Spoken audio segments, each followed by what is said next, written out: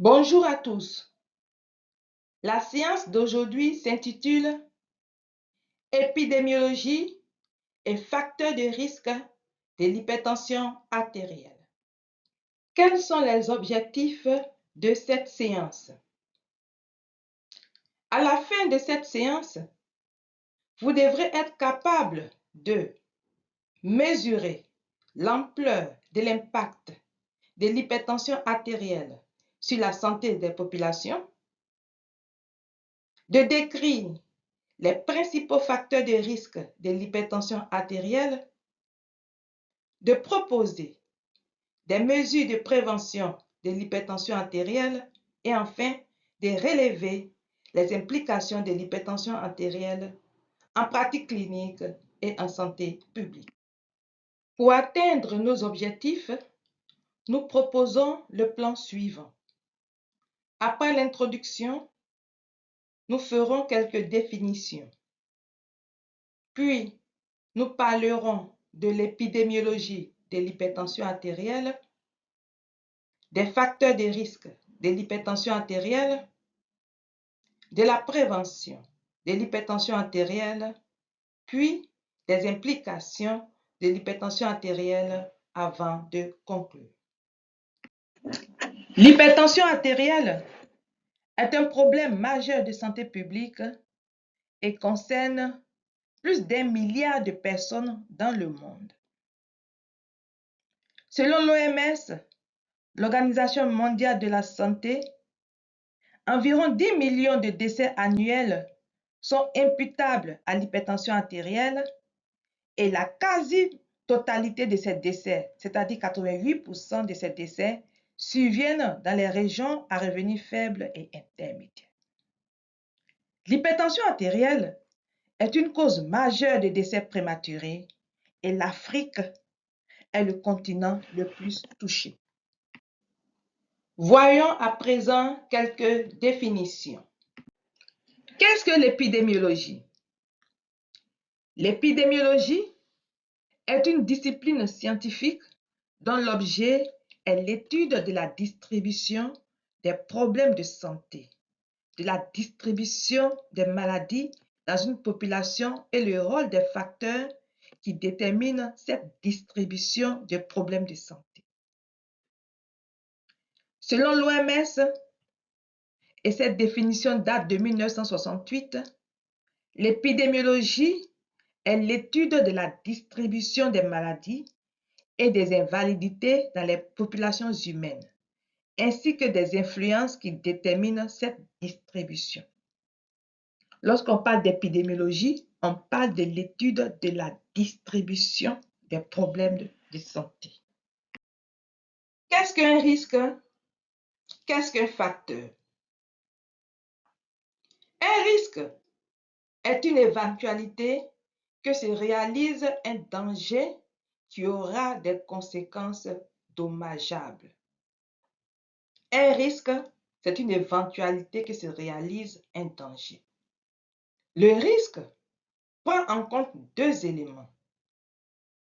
La probabilité que survienne un élément dangereux, donc un danger, et la sévérité de ses conséquences. Donc le risque, c'est une éventualité que se réalise un danger. Ce danger-là a des conséquences qui sont dommageables. Le risque prend en compte deux éléments. Pour qu'on parle de risque, il faut qu'il y ait ces deux éléments-là. D'abord, une probabilité que survienne un danger, puis la sévérité de ses conséquences. Alors, on parle de risque. Probabilité que survienne un danger et sévérité des conséquences de ce danger. Qu'est-ce qu'un facteur? Un facteur, c'est un agent ou un élément qui joue un rôle dans l'apparition d'un phénomène ou dans le déroulement d'un processus. Un élément qui joue un rôle, soit dans l'apparition d'un phénomène ou dans le déroulement d'un processus. Qu'est-ce qu'un facteur de risque? Un facteur de risque est un élément clinique ou biologique qui est associée à une augmentation du risque de développer une maladie avec une relation de causalité entre le facteur et la maladie. Un facteur de risque est donc un élément clinique ou biologique qui est associé à une augmentation de la probabilité que survienne un élément dangereux. C'est ça. Le risque, c'est une éventualité que survienne un élément dangereux. Donc, un facteur de risque, c'est un élément clinique ou biologique qui est associé à une augmentation de la probabilité que survienne un élément dangereux. Donc, une augmentation du risque de développer une maladie, de développer un problème de santé. Et surtout, il y a une relation de causalité entre ce facteur-là et la maladie. Un facteur de risque peut être un paramètre, une pratique. Une pratique, c'est un comportement, c'est un mode de vie. Par exemple, un comportement sédentaire, c'est une pratique. Donc, un facteur de risque peut être un paramètre, une pratique ou une caractéristique qui est modifiable par l'homme et dont la modification s'accompagne d'une modification de la probabilité de la maladie à laquelle ce facteur est corrélé. Prenons l'exemple du comportement sédentaire. Ici, on dit que le facteur de risque est une pratique qui est modifiable par l'homme. Donc, le comportement sédentaire est un comportement qui est associé à une augmentation du risque de développer une hypertension artérielle.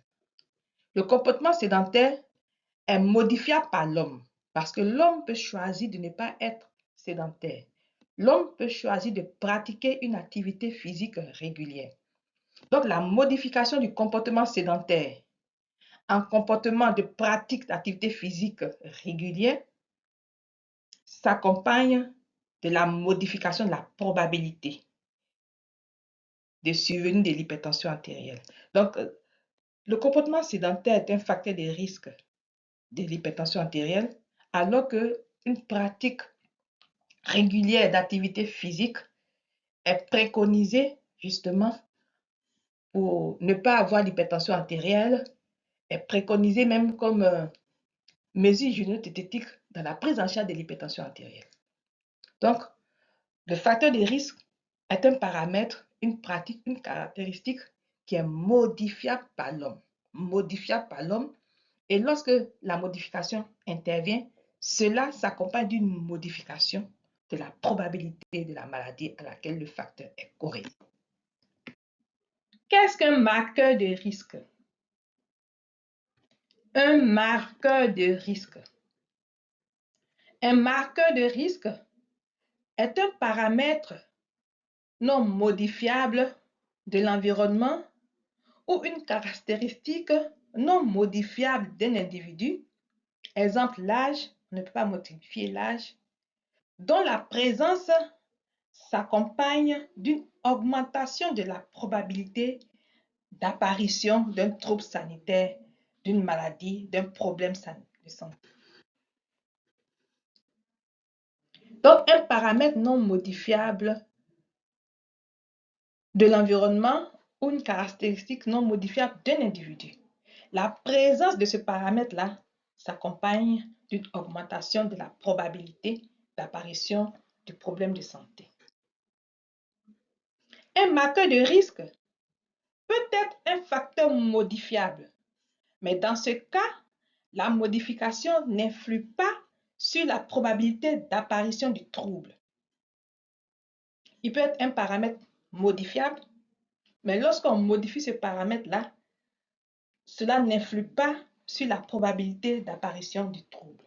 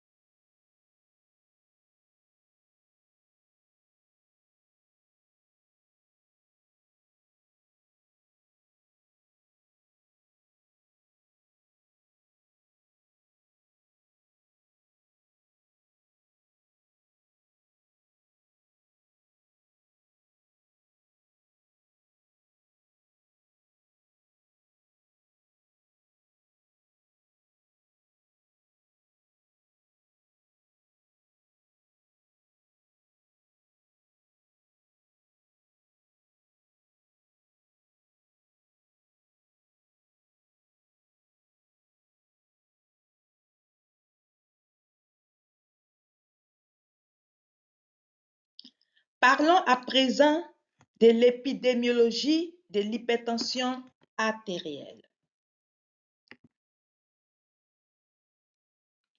La prévalence de l'hypertension artérielle. En 2000,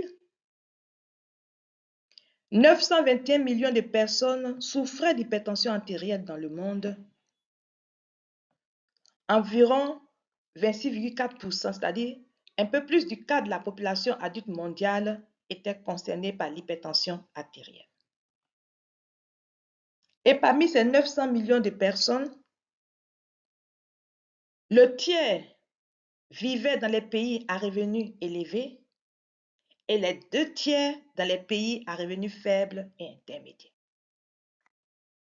Donc déjà, avec la prévalence en 2000, nous voyons que l'hypertension artérielle concerne plus les pays à revenus faibles et intermédiaires.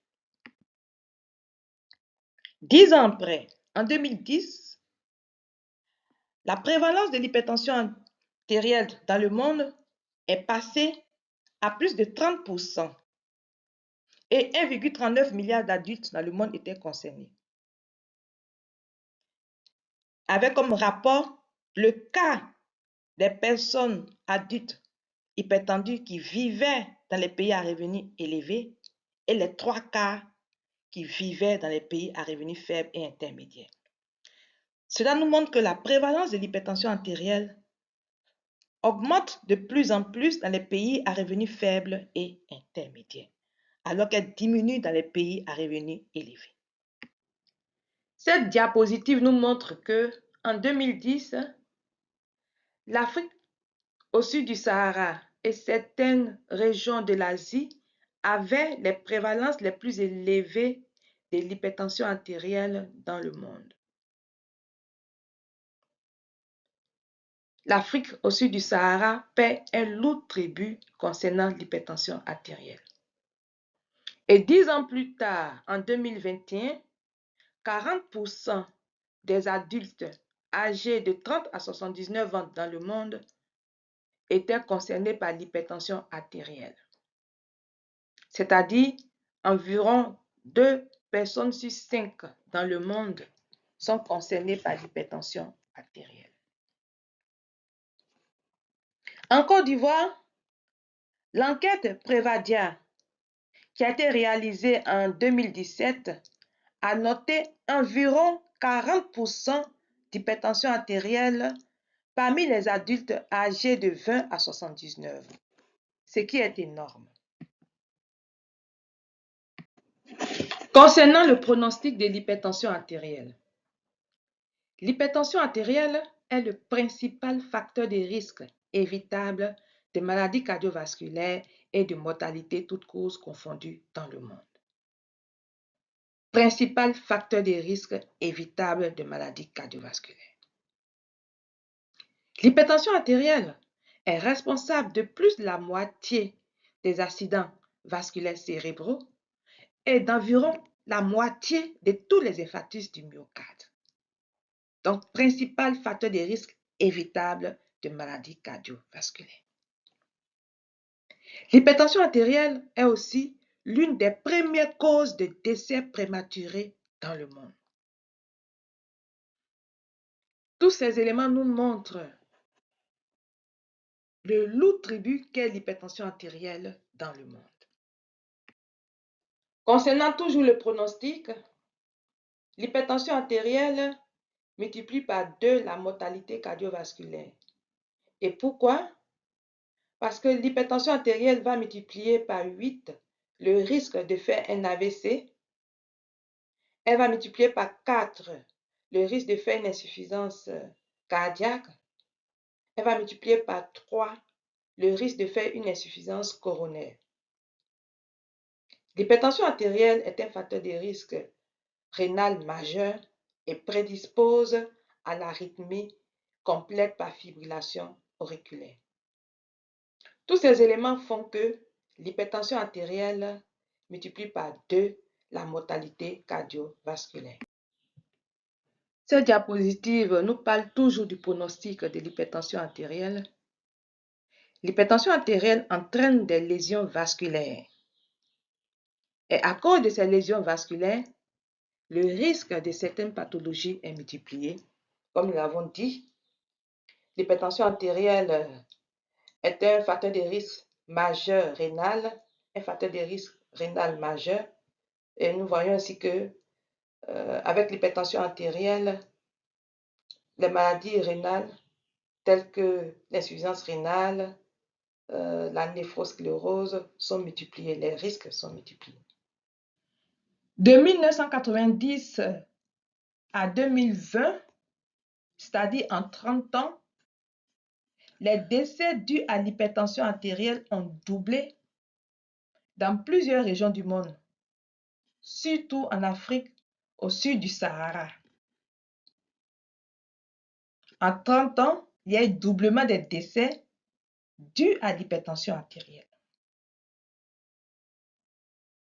Et l'hypertension artérielle est une cause majeure de mortalité prématurée et d'invalidité, surtout à cause de l'accident vasculaire cérébral qu'elle induit.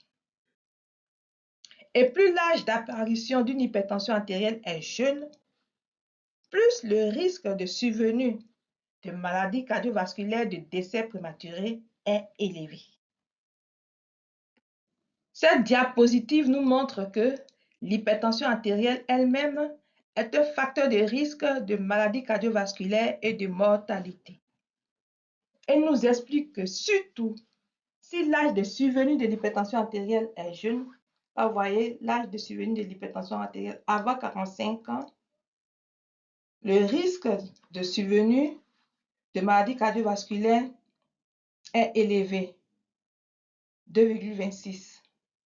Donc, plus l'âge de survenue de l'hypertension artérielle est tôt, avant 45 ans, plus le risque de survenue de maladies cardiovasculaires est élevé par rapport à une personne qui avait eu son hypertension à plus de 65 ans, son risque est moindre. Donc, une personne qui a eu son hypertension avant 45 ans a 2 fois plus de risque environ d'avoir une maladie cardiovasculaire qu'une personne chez qui l'hypertension est survenue après 65 ans. Et c'est la même chose pour la mortalité, toutes causes confondues. Plus l'âge de survenue de l'hypertension artérielle est tôt, avant 45 ans, plus le risque de mortalité, toutes causes confondues, est élevé. Quelles sont les dépenses en santé associées à l'hypertension artérielle? Il faut dire que l'hypertension artérielle est associée à une charge financière importante. On a des coûts de dépenses directes, des coûts directs et des coûts indirects. Donc, les coûts comprennent les dépenses de santé directes qui sont associées à la gestion de la pression artérielle. Les coûts directs, on a les coûts des médicaments, les coûts des analyses de laboratoire, les coûts de consultation et de suivi, des coûts dus aux hospitalisations pour des complications de l'hypertension artérielle. Tout ça, ce sont des coûts directs. L'hypertension artérielle aussi est associée à des coûts indirects. Ces coûts indirects concernent la perte de productivité. Pourquoi il y a perte de productivité? Parce que l'hypertension artérielle est cause de mortalité prématurée. L'hypertension artérielle est cause d'invalidité. Quand une personne fait un AVC, par exemple, la personne peut avoir un arrêt maladie allant jusqu'à 6 mois. Et donc, on a une perte de productivité. Et ça, tout ça, ce sont des coûts indirects qui sont associés à l'hypertension artérielle. Il y a une estimation qui a été faite en 2001.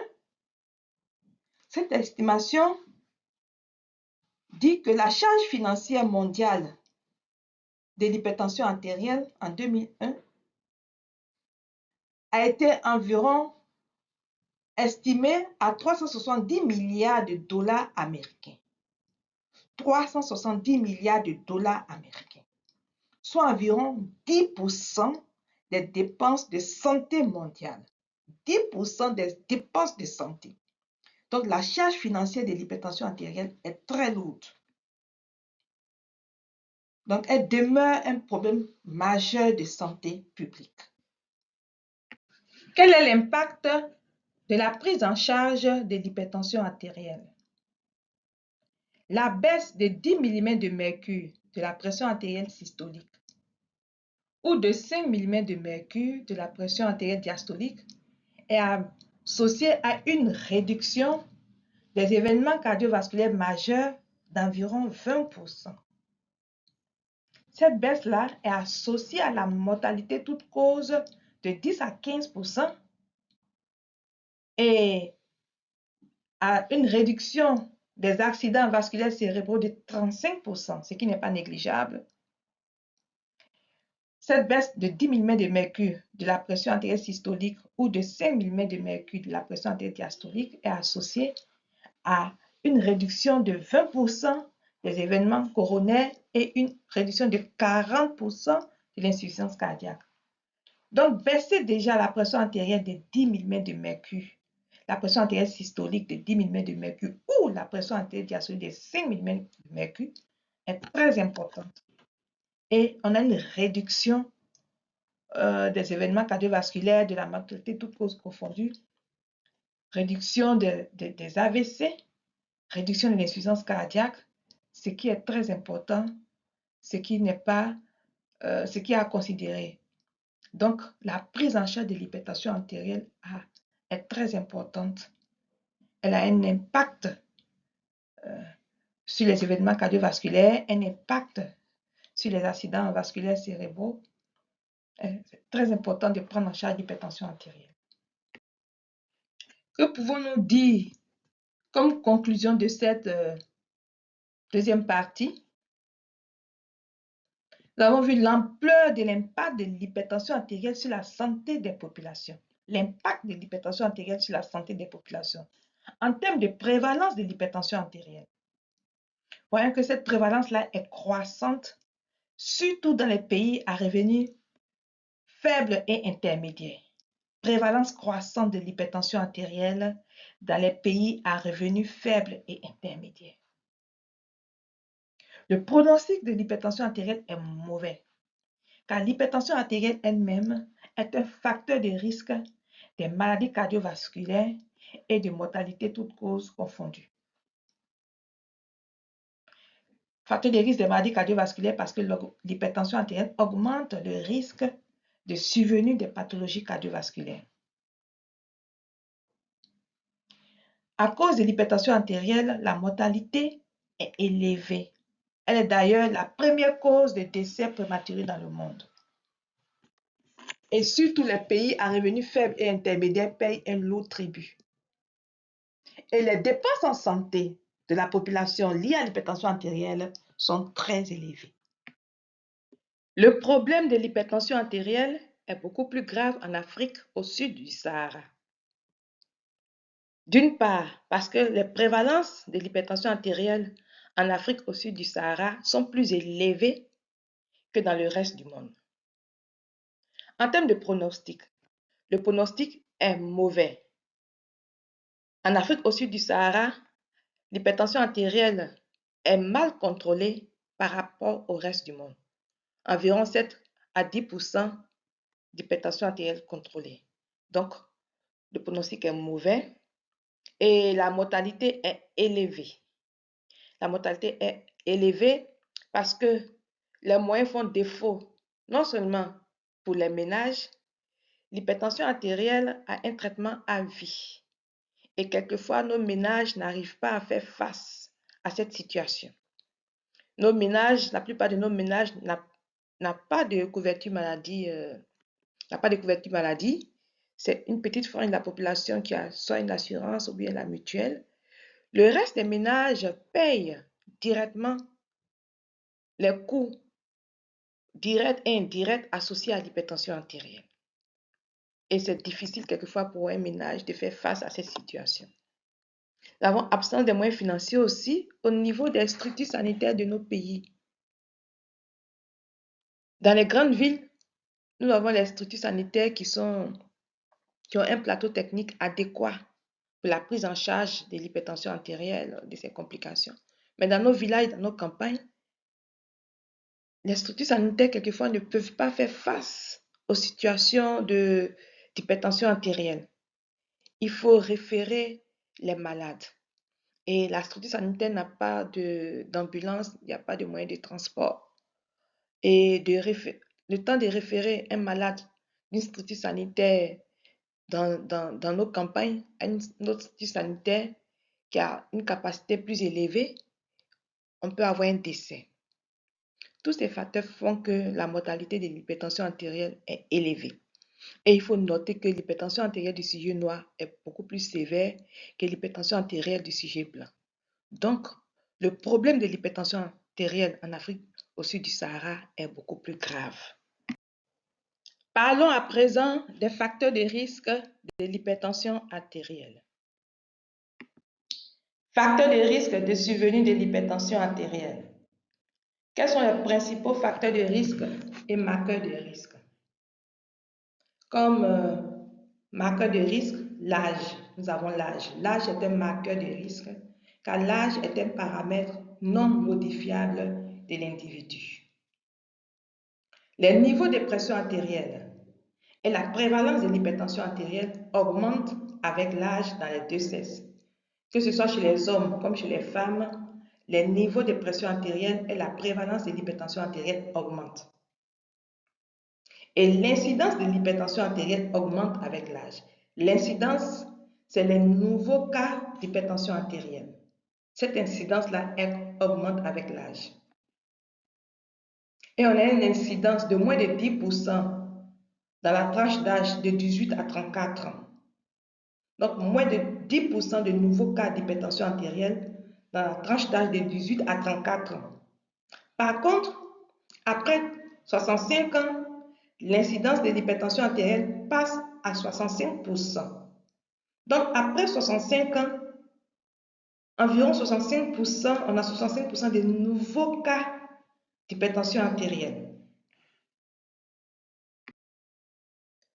Comme autre marqueur de risque de l'hypertension artérielle, nous avons le sexe. Il faut dire que l'hypertension artérielle est plus fréquente chez l'homme avant 50 ans. Avant 50 ans, l'hypertension artérielle concerne plus l'homme. Elle est plus fréquente chez l'homme. Et ensuite, la tendance s'inverse. À 60 ans, les femmes ont une pression artérielle moyenne et une prévalence de l'hypertension artérielle plus élevée que chez les hommes. Donc, avant 50 ans, la prévalence est plus élevée chez les hommes et à 60 ans et après, la prévalence est plus élevée chez les femmes par rapport aux hommes.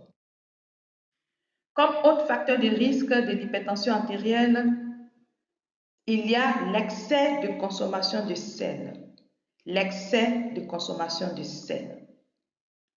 La quantité de sel recommandée par l'OMS chez les adultes est de moins de 2 grammes de sodium par jour, c'est-à-dire 5 grammes de sel, moins de 5 grammes de sel par jour. Et cette quantité-là est estimée par environ une demi-cuillère à café de sel par jour. Donc, un adulte doit consommer environ une demi-cuillère à café de sel par jour. En réalité, l'adulte doit consommer moins de 2 grammes de sodium par jour. Donc, on l'évalue à peu près demi-cuillère à café de sel par jour. Et il faut savoir que la réduction du sodium baisse significativement la pression artérielle et chez les personnes hypertendues et chez les personnes non hypertendues. Si bien que dans le régime génodiététique, il est conseillé la réduction de la consommation de sel. C'est très important, cette réduction de la consommation de sel. La réduction de la consommation de sel, la réduction du sodium baisse significativement la pression artérielle. C'est un paramètre qui ne coûte pas cher par rapport aux médicaments. Il faut réduire la consommation de sel. Même quand on n'a pas d'hypertension, il faut que notre consommation de sel soit inférieure à 2 grammes de sodium par jour. Comme autre facteur de risque de survenue de l'hypertension artérielle, il y a le surpoids et l'obésité. L'obésité est une véritable pandémie. Et le surpoids et l'obésité sont des facteurs de risque de survenue de l'hypertension artérielle. Les études épidémiologiques ont noté qu'il y a une relation directe entre l'indice de masse corporelle et la pression artérielle. Cette relation est continue et presque linéaire, c'est-à-dire que lorsque l'indice de masse corporelle d'une personne augmente, la pression artérielle augmente. Donc une relation qui est continue et presque linéaire. Et l'obésité est responsable d'environ 40% d'hypertension artérielle. Donc, dans la prise en charge de l'hypertension artérielle, il faut prendre en charge l'obésité, il faut baisser le poids de la personne. Selon l'étude de Framingham, l'obésité est responsable de 78% d'hypertension artérielle chez les hommes et de 65% de l'hypertension artérielle chez les femmes. Ces éléments nous montrent combien l'obésité est un facteur de risque de l'hypertension artérielle. Comme autre facteur de risque de survenue de l'hypertension artérielle, nous avons le manque d'activité physique. Le manque d'activité physique est un facteur de risque de survenue de l'hypertension artérielle. Et les études épidémiologiques ont montré qu'il y a une relation inverse entre l'activité physique, la pression artérielle et l'hypertension artérielle. Une relation inverse, c'est-à-dire que plus on pratique une activité physique, la pression artérielle baisse. Donc, il est important de noter l'activité physique dans la prise en charge de l'hypertension artérielle. Et même des niveaux modestes d'activité physique, comme marcher pour se rendre au travail, sont associés à une diminution du risque d'hypertension artérielle. Donc, on n'a pas besoin de faire de grands niveaux d'activité physique, des niveaux modestes d'activité physique. Nous pouvons choisir de marcher plus de 30 minutes par jour. Ces niveaux modestes de pratique d'activité physique sont associés à une diminution du risque d'hypertension artérielle. L'activité physique baisse la pression artérielle chez les personnes hypertendues comme normotendues. Comme autre facteur de risque de survenue de l'hypertension artérielle, nous avons l'absence de consommation de fruits et légumes. L'absence de consommation de fruits et légumes est un facteur de risque de survenue de l'hypertension artérielle. En effet, les études ont noté qu'un régime à base de fruits et légumes réduit la pression artérielle systolique de plus de 2 mm de mercure et la pression artérielle diastolique de plus d'1 mm de mercure. Il faut noter que l'OMS recommande de consommer 400 mg de fruits et légumes par jour, ce qui fait environ 5 portions de fruits et légumes par jour. Parce que justement, la consommation des fruits et légumes est associée aussi à une baisse de la pression artérielle. Et les régimes végétariens, c'est encore les études qui le disent, qui sont définis comme des régimes qui sont pauvres en viande, des régimes dans lesquels il n'y a pas de viande ou qui incluent rarement de la viande, sont associés à une réduction de la pression artérielle. Comme autre facteur de risque de survenue de l'hypertension artérielle, il y a les facteurs génétiques. En effet, il y a une prédisposition génétique à l'hypertension artérielle, mais l'expression du phénotype est multifactorielle. Et il y a une histoire familiale d'hypertension artérielle qui est fréquente chez les patients hypertendus. Quand vous interrogez un patient hypertendu, très souvent, on note que dans sa lignée, soit son père ou sa mère est ou était hypertendu, ou alors les deux parents étaient hypertendus. Donc, il y a une histoire familiale d'hypertension qui est fréquente chez les patients hypertendus. Un autre facteur de risque de survenue de l'hypertension artérielle est la consommation d'alcool. Une consommation élevée d'alcool est un facteur de risque d'élévation de la pression artérielle. Et le risque de survenue d'hypertension artérielle est plus élevé lorsqu'il y a une consommation journalière d'alcool de plus de 20 grammes, quel que soit le sexe. Une consommation journalière de plus de 20 grammes d'alcool, quel que soit le sexe, entraîne un risque plus élevé d'hypertension artérielle. La consommation journalière souhaitée doit être limitée à 3 verres d'alcool chez l'homme et 2 verres d'alcool chez la femme. Nous avons là les correspondances par rapport à une unité d'alcool. Il faut dire que 10 centilitres de vin correspond à 5 centilitres de Porto et correspond à 10 centilitres de champagne. Un demi-verre de bière, environ 25 centilitres de bière, correspond à 3 centilitres de whisky et à 3 centilitres de pastis. Vous voyez là les correspondances selon le verre et selon le type d'alcool. Autre facteur de risque de survenue de l'hypertension artérielle, nous avons le tabagisme. La consommation de produits nicotiniques, sous quelque forme que ce soit, a une incidence significative sur l'hypertension artérielle. Il est donc important d'arrêter de fumer dans la prise en charge de l'hypertension artérielle. Comme autre facteur de risque de survenue de l'hypertension artérielle, nous avons le niveau socio-économique.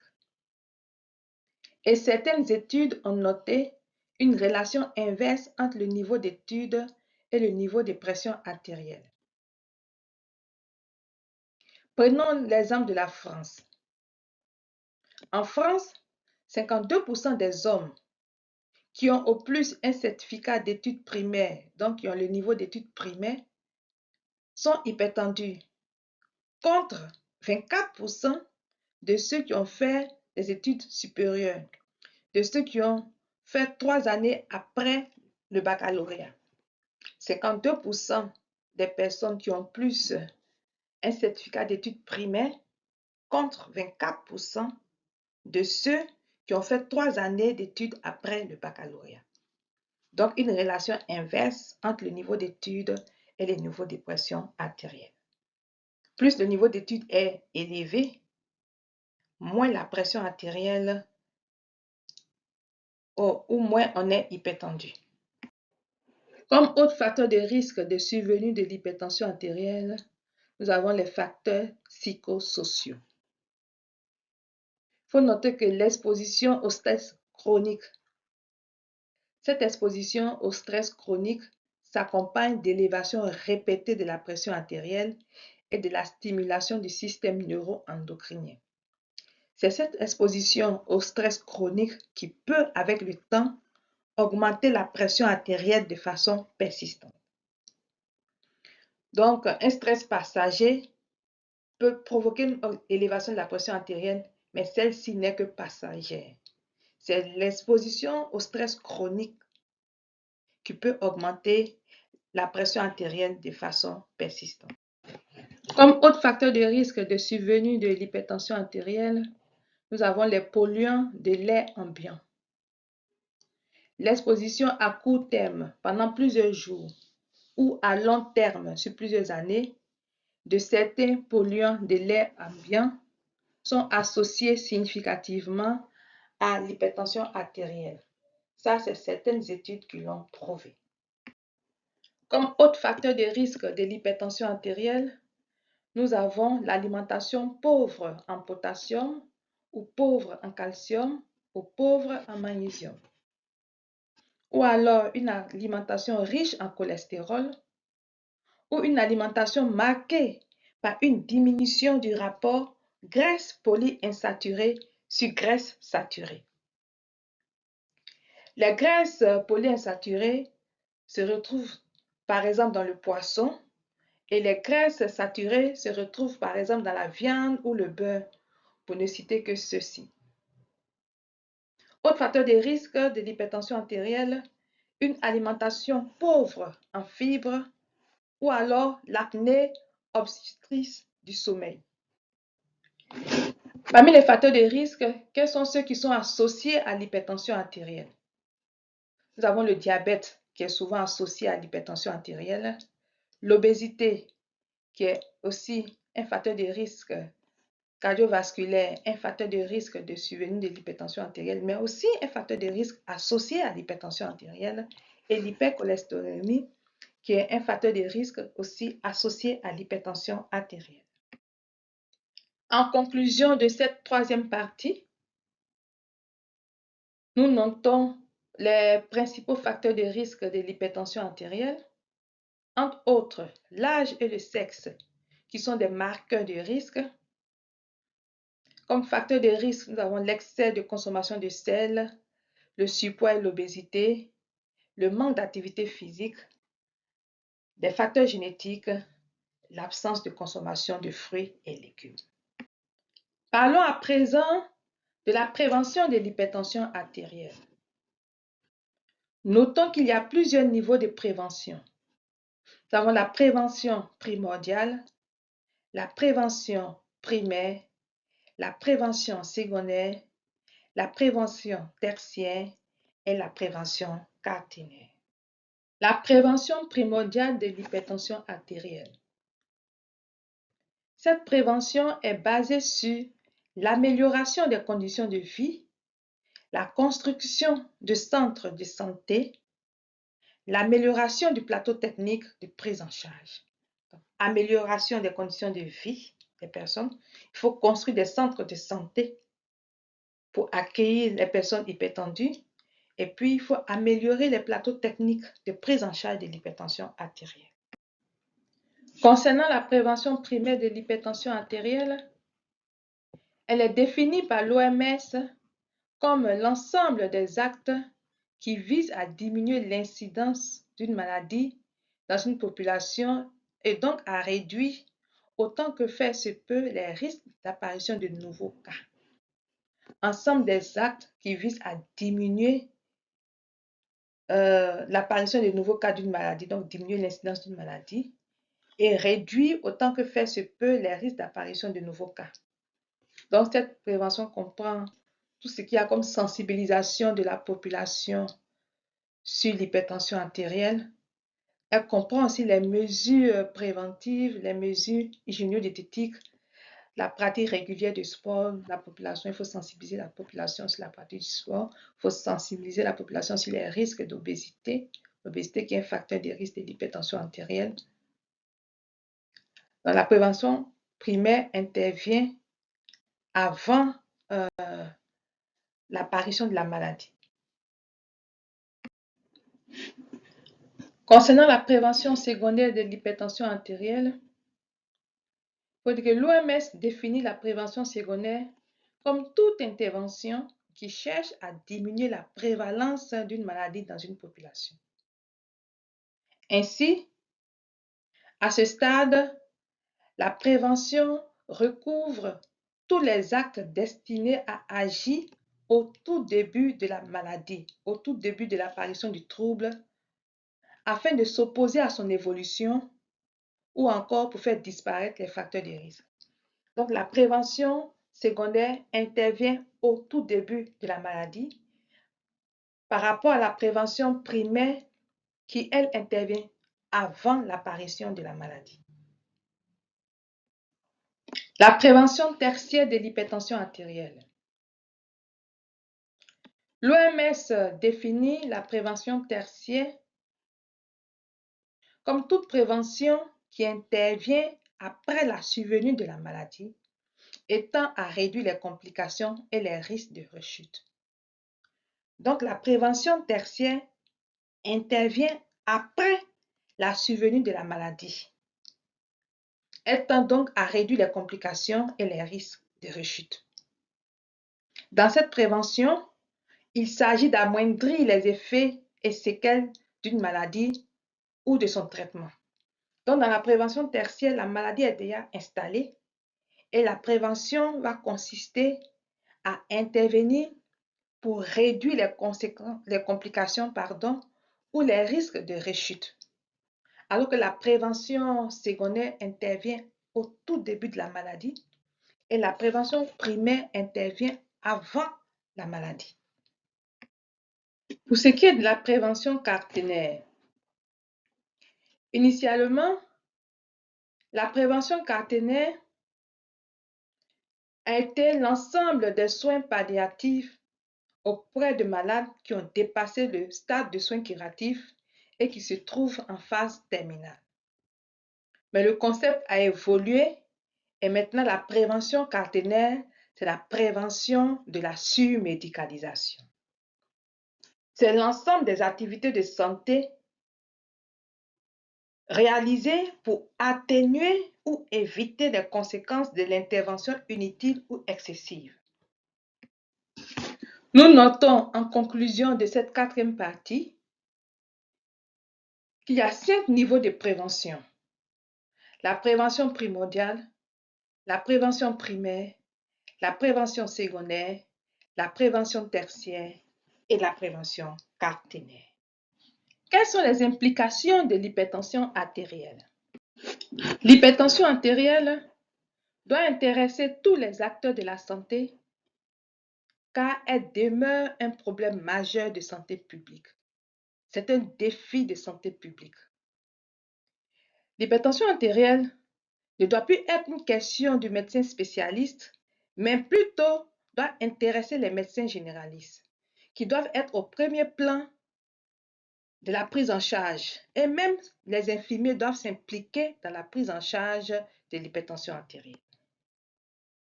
Comme nous l'avons dit, dans certains pays, les infirmiers sont formés à la prise en charge de l'hypertension artérielle. Il doit y avoir des journées de sensibilisation et de dépistage de l'hypertension artérielle. Les programmes nationaux de lutte contre les maladies non transmissibles doivent être au premier plan. Des plans de sensibilisation de la population contre ces maladies non transmissibles dont fait partie l'hypertension artérielle. Au niveau régional aussi, il doit y avoir des programmes régionaux de lutte contre ces maladies, contre l'hypertension artérielle. Ainsi, la PASCA s'est donné pour objectif le contrôle de 25% d'hypertension artérielle en Afrique d'ici 2025.